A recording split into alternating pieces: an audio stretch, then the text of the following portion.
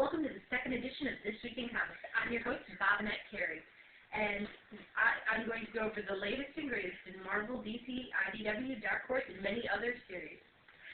So let's jump right off with the latest Marvel comics that have come out within the past week. First, we're going to start with Elektra Dark Reign.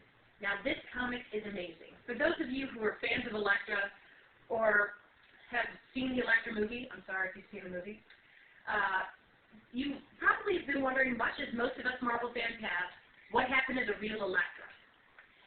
During the Secret Invasion, the whole thing came out by finding out that Elektra was a Skrull.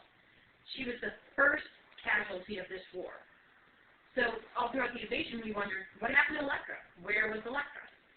This is the answer. She was stuck on the Skrull ship, and Hammer had been keeping her captive for the past couple months, to try to find out what exactly the Skrulls have done to her.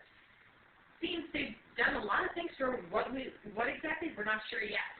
But she was the only person who actually had been violated in many forms by the Skrulls.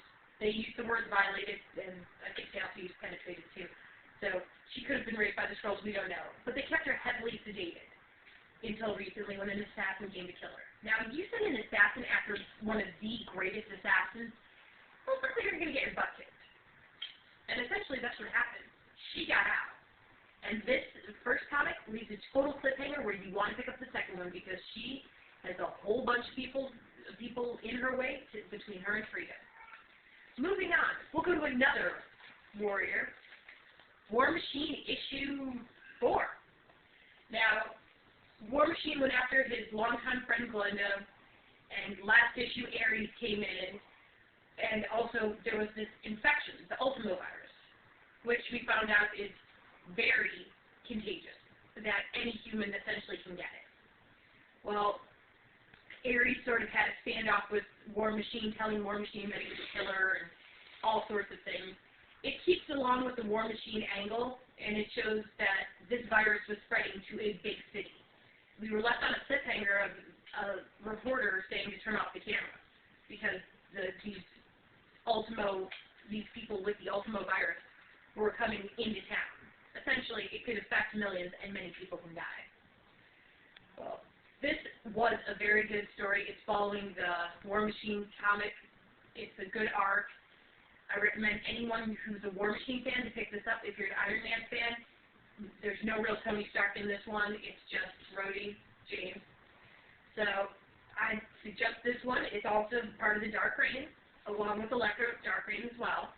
So within the arcs of the Dark Reign universe, the Dark Reign series, very good one to check out. Next, we'll move on to Spiderman, The Return of the Spot. Now, this was actually a very interesting comic. It's issue 589. And some of you might remember the Spot from the cartoons, for those of you who watched the 90s cartoons. Some of you might remember the Spot from the comics.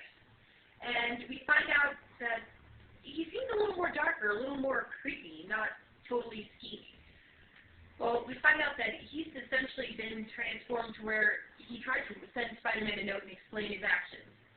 And in the Spot, essentially all he could do is he's stuck in a world of spots. His handwriting is just dots. Spider-Man asked if he was supposed to understand this, and it was telling about how Spider-Man lost everything, about how the Spot lost everything, and he's trying to go through life and adjust to it. Well, that's it for the Marvel-verse of singular comic superheroes. We'll be back a little bit more Marvel, and then we'll delve into some DC.